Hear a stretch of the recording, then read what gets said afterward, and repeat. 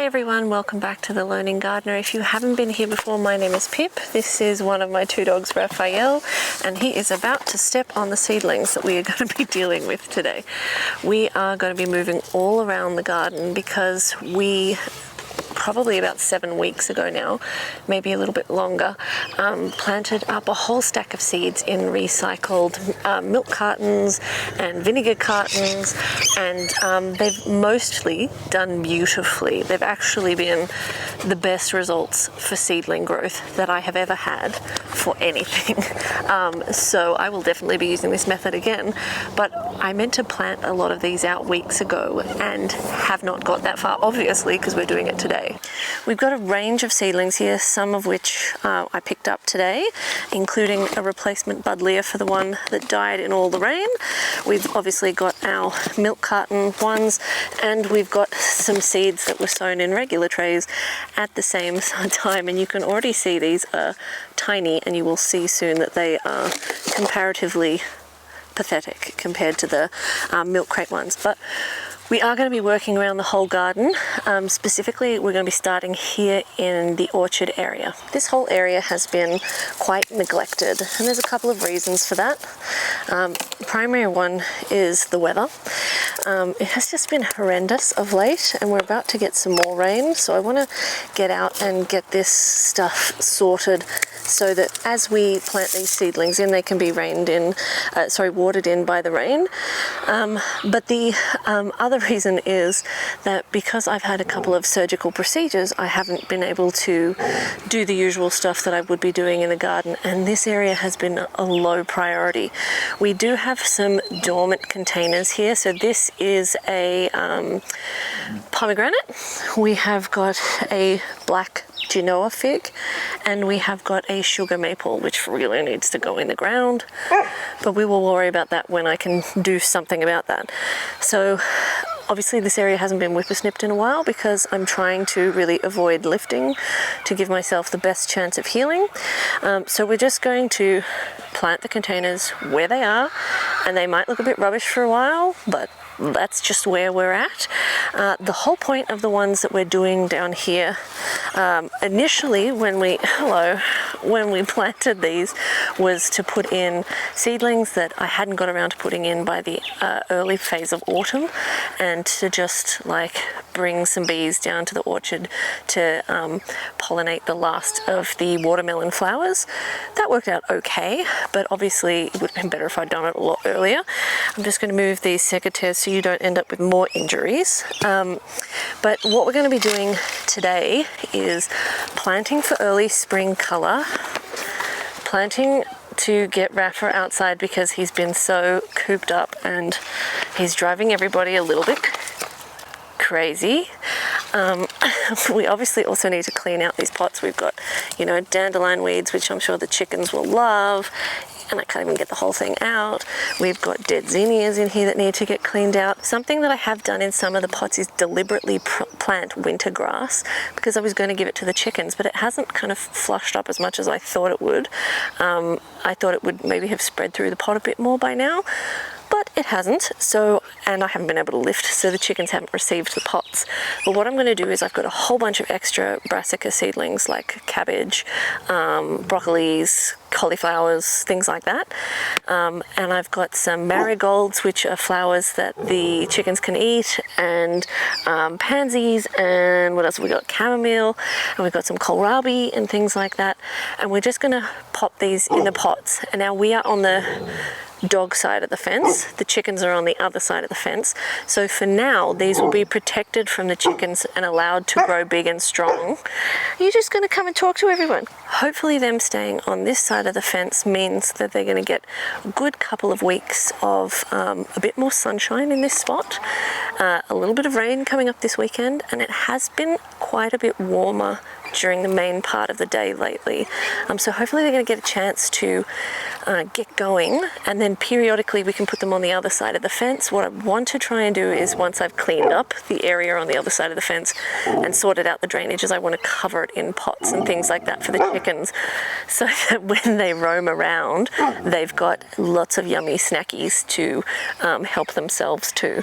So hopefully this is going to be a bit of a grassy, flower-filled, vegetable-filled pot planting session here, and then we've got a lot else to do in the garden, and apparently I'm about to have a good old chat with this guy. I'm not going to be topping up any of these pots with fresh soil because they really didn't have living plants in them for all that long, and because they're going to be having chickens potentially in them scratching around eating things, I'm not going to put any slow release fertilizer. I've just put some blood and bone, which should break down before these get anywhere near the chickens, and then we're just going to plant them up. So some of them have things like these nasturtiums, or these I think are a stock cat's apricot. I'll just Google if these are okay for chickens, but the chickens eat the nasturtiums all the time. So anything that they already have in them that is okay for chickens, like the snapdragons, like the yarrow, that will all stay in the pot, and then I'm just going to jam as much as I can in around the pot, and yeah, hopefully this will end up being a nice snack for the chickens. But I'm just going to open one of the pots and show you how well the seedlings have done in here. So keep in mind that these are the kohlrabi, and all of the other brassicas are about the same size, and they were planted at the same time. And I don't know what type of seedling this is because all the labels fell off in the windstorm, but you can see there's just such a massive difference in the size of the plant. Like, okay, these are a bit leggy now, but as I said, I meant to plant them weeks ago, but the planting them in the milk bottles has just made these seedlings so much more advanced and so much healthier because they're not getting attacked by things. And whenever I plant peas and sweet peas, they always get knocked off by the local wildlife. This has solved that problem. It hasn't, however, solved the problem of a puppy that wants to play when he's supposed to rest. I'm going to get to planting now, and hopefully Rafa's going to let me do that, but that seems pretty doubtful.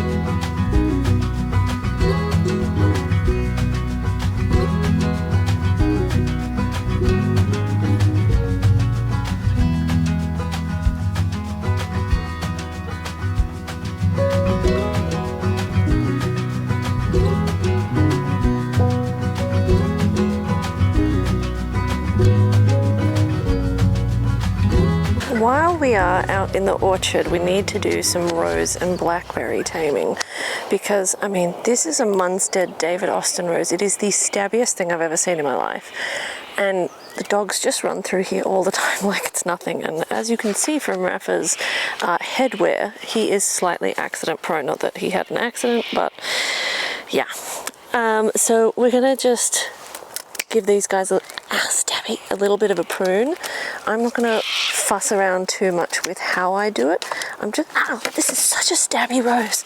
I'm just gonna do it today because unusually we have some space in the garbage bin, and the garbage bin goes out tomorrow. And I have to deal with this at some point, so it may as well be now.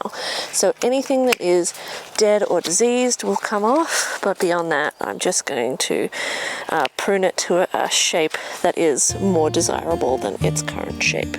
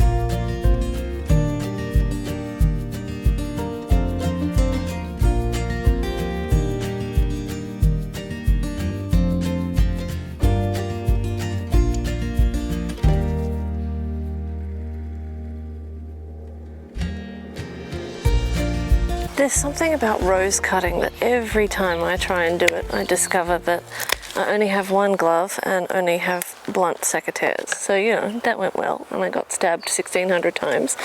But seeing as we're trying to fill up the garbage bin and we're in the orchard area, we're pruning things, we're going to keep going, and we're going to tame this blackberry. It's a thornless blackberry. It produced the most glorious blackberries last year. They were huge, they were juicy. There's even still some here that are red, some that are ripening. Go figure. They did get mauled by fruit fly towards the end of summer, and so there was a lovely fermented smell in this area, but it is a beast of a plant. And like, I remember when I bought it, it said it was something like 1.5 meters growth potential. Lies. This thing, I have pruned it so many times and it just keeps on growing, and it'll just keep on growing, I think, until the end of time. And the trouble with that is that if you're not monitoring it and one of the branches touches the ground, it roots in, and then we have blackberries everywhere. So I wasn't planning on trimming this back, I was planning on leaving it, but I figure seeing it's gone more dormant this year than last year, we didn't lose any leaves last year, but we've had a colder winter this year, I'll just prune it back, and I might be sacrificing some berries, but that's okay. I'd rather sacrifice berries than have to deal with this beast permanently rooting into the ground.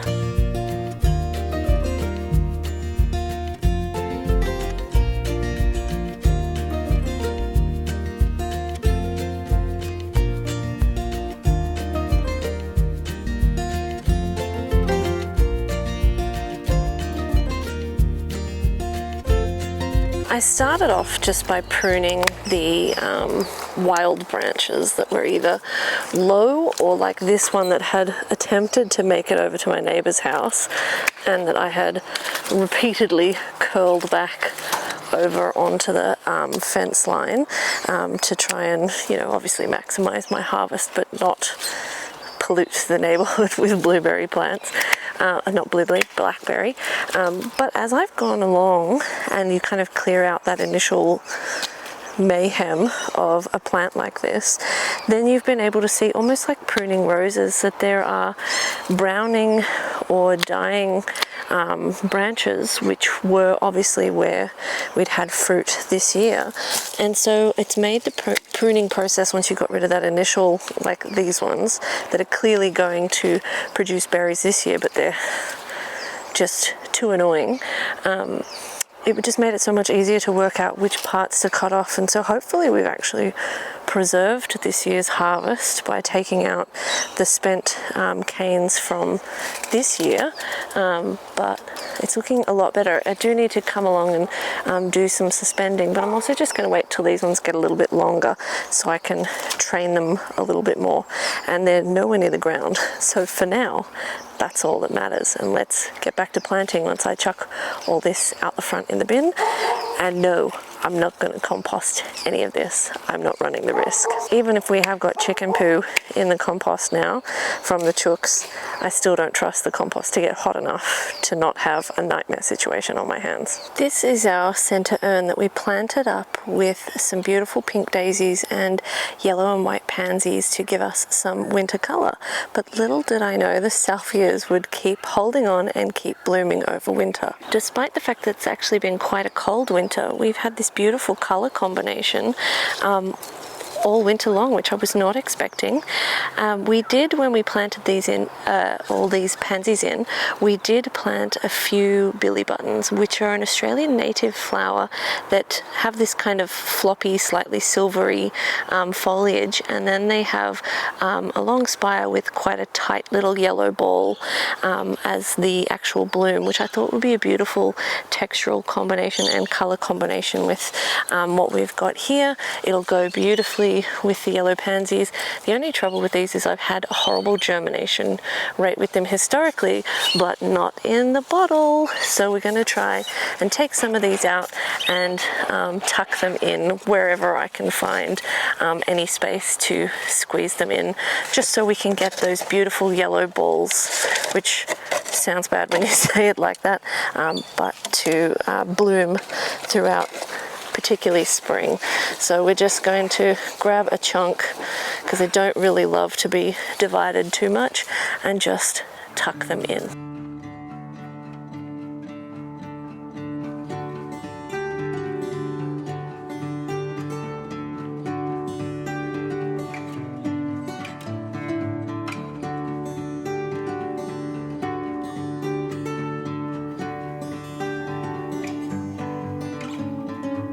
As we go, we may as well keep cleaning up.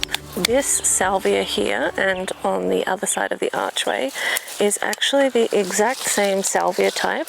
I think it's called a Mystic Spires.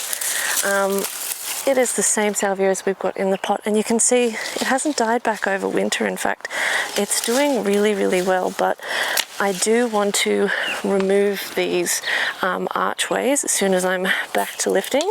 So we need to cut these back anyway, but we might as well do it while we're here and while we're tidying things up. I really need to get some new secateurs. Something that I've just spotted while I was here is there's a couple of really invasive weeds that we have in this area that, since we've had all the rain, have just completely cropped up. One of them is like kind of like a water lily. Gotcha. And they're popping up everywhere, like even in the garden beds. It's so bad. Another one is the weird weed that appeared out of nowhere in the strawberry patch that has now, I think, smothered and killed the strawberry patch and possibly some of the blueberry plants. So we really need to deal with that ASAP too. And I just noticed today that that is also in the Pittosporum privacy tree hedge. So I'm kind of tempted to release my mini T-Rex chickens and kind of find a way to confine them to that area, but you just kind of also know they're going to go straight for the broccoli, and hopefully they might deal with that weed, but they also just might scratch it around and do what the bluebirds have done and encourage the silly stuff to grow. But oh well, another problem for another day. We never run out of jobs here in this garden. Someone once asked me what my content plans are for the garden. I was like, content plans?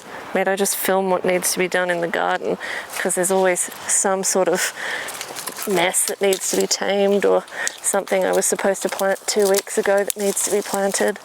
It's always something to do. It's kind of the fun of gardening a little bit, isn't it? I don't know if that will actually survive the removal of this, because I think it's actually kind of really grown in between, but we'll see, we'll see.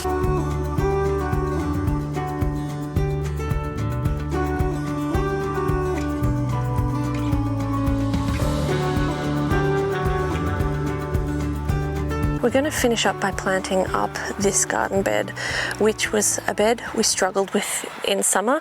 We tried to plant it full of pineapple tomatoes and something went wrong with all of them. They all looked funky.